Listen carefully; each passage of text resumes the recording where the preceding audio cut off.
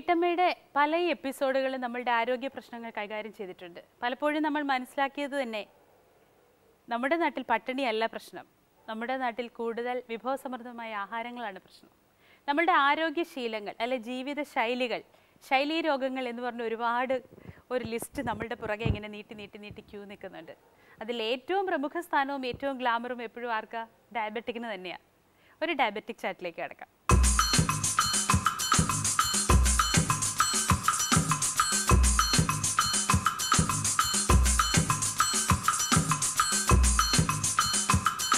നമസ്കാരം. വീട്ടമ്മയുടെ എല്ലാ പ്രേക്ഷകർക്കും ആരോഗ്യ പരിപാടിയായ ഡയബറ്റിസ് ചാറ്റ് എന്ന പ്രോഗ്രാമിലേക്ക് ഞങ്ങൾ സ്നേഹപൂർവ്വം സ്വാഗതം ചെയ്യുകയാണ്. നമ്മളെപ്പോഴും പറയാറുണ്ട്, ജീവിതം അത് ആസ്വദിക്കാനുള്ളതാണ്, ആഘോഷിക്കാനുള്ളതാണ്. പക്ഷെ എത്ര തന്നെ ആസ്വദിച്ചാലും ആഘോഷിച്ചാലും പ്രമേഹം പോലുള്ള രോഗങ്ങൾ പിടിപെട്ടാൽ അതിന് കുറച്ച് നിയന്ത്രണങ്ങൾ നമ്മൾ വരുത്തിയേ തീരും. പക്ഷേ ഇവിടെ ഇപ്പോൾ എനിക്ക് പറയാനുള്ളത് കുട്ടികളുടെ കാര്യമാണ്. കുട്ടികളും പ്രമേഹവും വല്ലാത്തൊരു കോംപ്ലിക്കേറ്റഡ് ആയിട്ടുള്ളൊരു വിഷയം തന്നെയാണിത്. ഇതേക്കുറിച്ചൊന്ന് ഡിസ്കസ് ചെയ്യാൻ വേണ്ടി നമുക്കിന്ന് സ്പെഷ്യൽ ഗസ്റ്റ് ഉണ്ട്. വേറെ ആരുമല്ല, പ്രശസ്ത ഡയബറ്റോളജിസ്റ്റായ doctor Jyothidev Kesavadev. Hello doctor. Hello. ഇന്നത്തെ എപ്പിസോഡ് തുടങ്ങുമ്പോൾ എനിക്ക് കുറച്ച് ദുഃഖമുണ്ട്.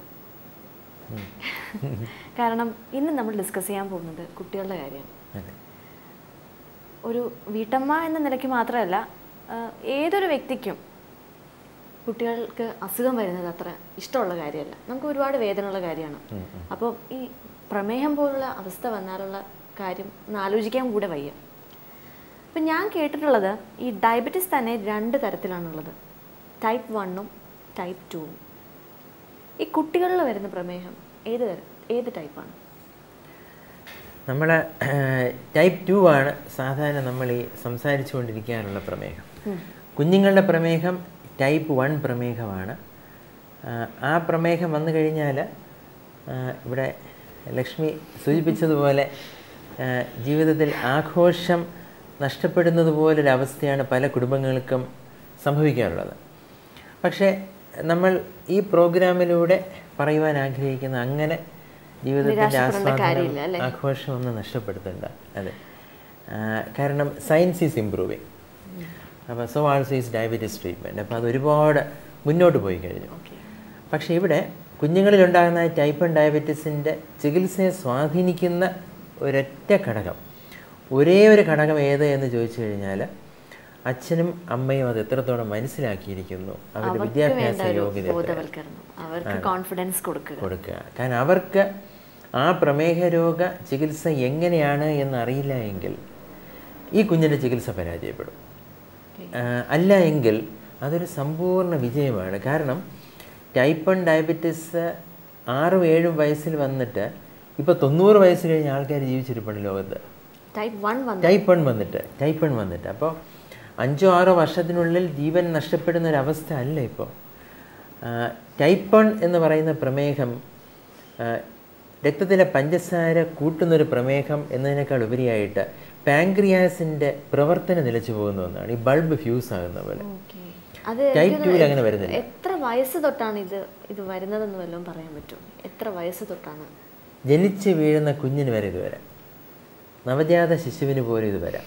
നമ്മുടെ നാട്ടിൽ ഒരു ശരാശരി ടൈപ്പ് 1 പ്രമേഹം കാണുന്നൊരു പ്രായം ഒരു 5 വയസ്സൊക്കെയാണ്. 5 വയസ്സ്. നമുക്കിപ്പോൾ 3, 4, 5, 6 വയസ്സൊക്കെ ഉള്ള ധാരാളം കുട്ടികളുണ്ട്. 100 കണക്കിന് ടൈപ്പ് 1 രോഗികളാണ് നമുക്കുള്ളത്. പക്ഷേ അത് നമ്മുടേത് ഒരു റെഫറൻസ് സെൻ്റർ ആയതുകൊണ്ടാണ്. പക്ഷേ നമ്മൾ 100 പ്രമേഹ രോഗികളെ മുന്നിൽ കാണുകയാണെങ്കിൽ അത് 4 പേർക്ക് മാത്രമായിരിക്കും ടൈപ്പ് 1. അപൂർവമായിട്ട് കാണുന്ന പ്രമേഹമാണ്. ഒരു മിന്നൽ പിണർ പോലെ വന്ന് വീഴുന്നതാണ് അത്. അതിന് പ്രത്യേകിച്ചൊരു കാരണം വേണ്ട. അങ്ങനെയുള്ള കുട്ടികൾക്ക് അവരുടെ ഫുഡ് കൺട്രോൾ ഭയങ്കരമായിട്ട് കഴിക്കേണ്ടി വരും. അങ്ങനെ എന്താ മധുരം തീരെ കഴിക്കാൻ പാടില്ല, അങ്ങനെ ആയിരിക്കുമോ? ഒട്ടും മധുരമേ ആ കുട്ടികൾക്ക് കൊടുത്തൂടെ? അപ്പോൾ ഇവിടെ രണ്ടും ശ്രദ്ധിക്കേണ്ടതായിട്ടുള്ള കാര്യങ്ങൾ, നമുക്ക് ടൈപ്പ് 1 പ്രമേഹ രോഗിയായ ഒരു കുഞ്ഞിനെ ചികിത്സിക്കുമ്പോൾ നമ്മൾ അറിഞ്ഞിരിക്കേണ്ട വലിയൊരു സത്യമുണ്ട്. ഇവർ പകൽ സമയത്ത് ഉണർന്നിരിക്കുമ്പോൾ ഇവർ 70% സമയം സ്കൂളിലായിരിക്കും. ശരിയല്ലേ? ശരിയാണ്. അപ്പോൾ ഇവരുടെ ചികിത്സയിൽ അച്ഛനും അമ്മയ്ക്കും ഉള്ളതുപോലെ തന്നെ സ്കൂൾ മാനേജ്മെന്റിനോ അല്ലെങ്കിൽ സ്കൂൾ അധികൃതർക്കും ഉണ്ട്. പ്രത്യേകിച്ചും ക്ലാസ് ടീച്ചറിനുണ്ട്. കുറച്ചുകൂടി മുതിർന്ന കുട്ടികൾക്കാണെങ്കിൽ അവരോടൊപ്പമുള്ള കൂട്ടുകാർക്കുണ്ട്. അപ്പോൾ ഈ കെയർ എന്ന് പറയുന്നത്, അപ്പോൾ നമുക്ക് ഈ അസുഖം ഉണ്ടെന്ന് ഉള്ളത് സ്കൂളുകാരെ അറിയിക്കണം എന്നുള്ളതാണ്. കണക്ക് അതാണ് ഞാൻ പറയാനിരുന്നത്. അതാണ് ഏറ്റവും പ്രധാനം. അതായത് നമുക്കൊരു രോഗം ഉണ്ടെങ്കിൽ നമ്മൾ ആരോടും പറയാതിരിക്കല്ലേ.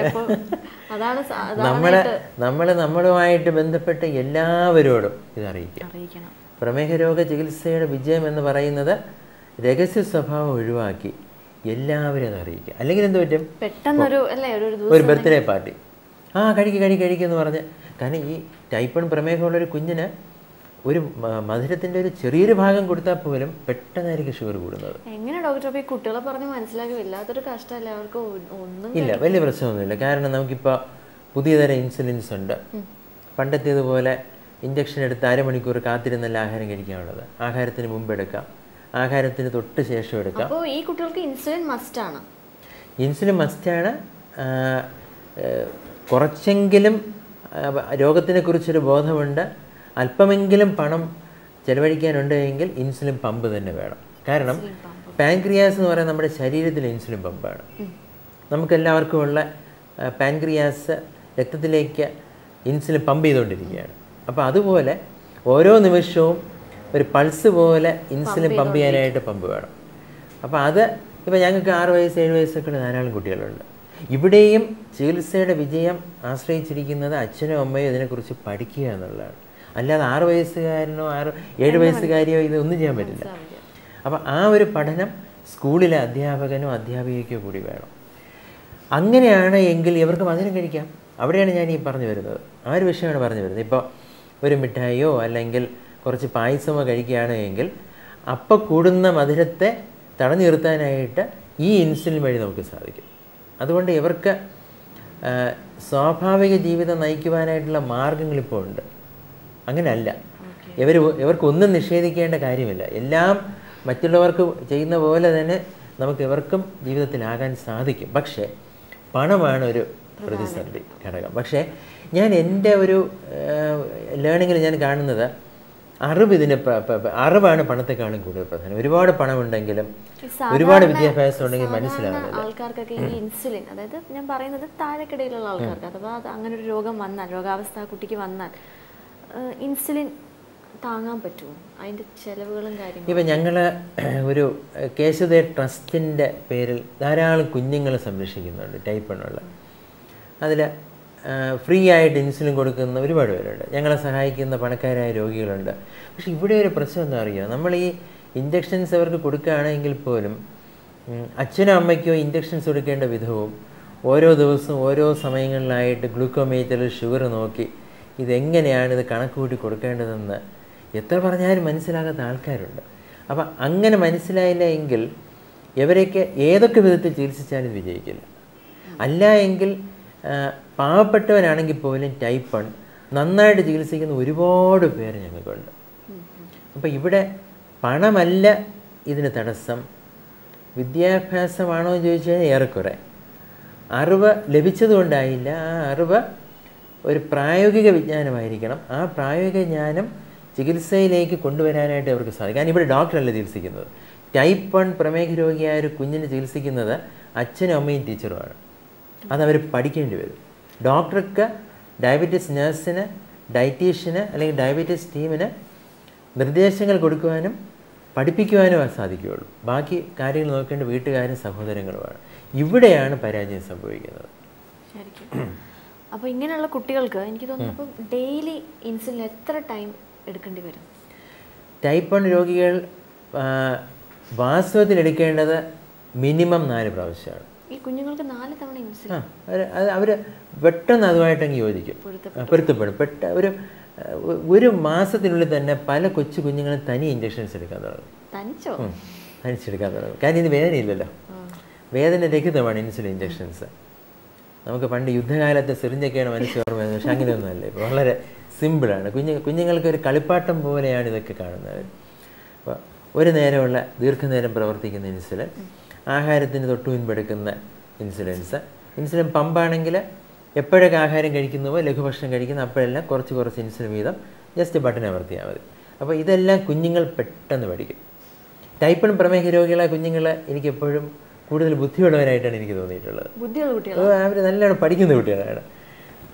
പെൺകുട്ടികളാണെങ്കിലും ആൺകുട്ടികളാണെങ്കിലും ഒക്കെ മിടുക്കികളും മിടുക്കന്മാരും ഒക്കെയാണ് അവർ.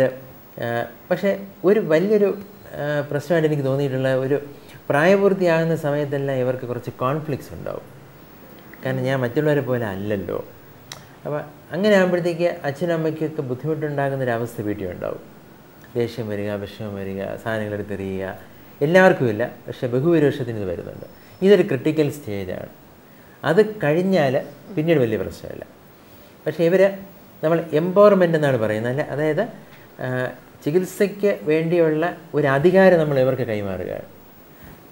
ഞാൻ ഡോക്ടർ, ഞാൻ പറയുന്ന പോലെ മാത്രമേ, അങ്ങനെയല്ല, എനിക്കറിയാവുന്ന കാര്യങ്ങൾ ഞാൻ അവർക്ക് പറഞ്ഞു കൊടുക്കുകയാണ്. അവർ എംപവർ ചെയ്യുകയാണ്. അപ്പം ആ എംപവർമെൻറ്റിൻ്റെ വിജയമാണ് പിന്നീടുള്ള ചികിത്സാ വിജയത്തെ സ്വാധീനിക്കുന്നത്. ആദ്യം എനിക്ക് വളരെ വിഷമമായിരുന്നു ഈ ടൈപ്പ് 1. എനിക്ക് കുട്ടികൾക്ക് വരുമ്പോൾ എല്ലാവർക്കും വിഷമമുള്ള കാര്യം തന്നെയാണ്. പക്ഷേ ഇപ്പോൾ എനിക്ക് കുറച്ച് മനസ്സിലായി. കാര്യം ടൈപ്പ് 1 അത്രയ്ക്ക് നമുക്ക് കൺട്രോൾ ചെയ്ത് കൊണ്ടുപോകാം. അച്ഛനും അമ്മയ്ക്കും കോൺഫിഡൻസ് ഉണ്ടെങ്കിൽ കുട്ടിക്ക് അത് പകർന്നു നൽകാം. സാധാരണ കുട്ടികളെ പോലെ ജീവിതത്തിലേക്ക് അവരെ തിരിച്ചു കൊണ്ടുവരാൻ സാധിക്കും. എന്തായാലും ഒരുപാട് ഇൻഫോർമേറ്റീവ് ആയിട്ടുള്ള കാര്യങ്ങളാണ് ഡോക്ടർ നമുക്ക് പറഞ്ഞു തന്നത്. എന്തായാലും ഈ എപ്പിസോഡ് ഇവിടെ വൈൻഡപ്പ് ചെയ്യുകയാണ്. അടുത്ത ആഴ്ച കാണുന്നത് വരെ നമസ്കാരം.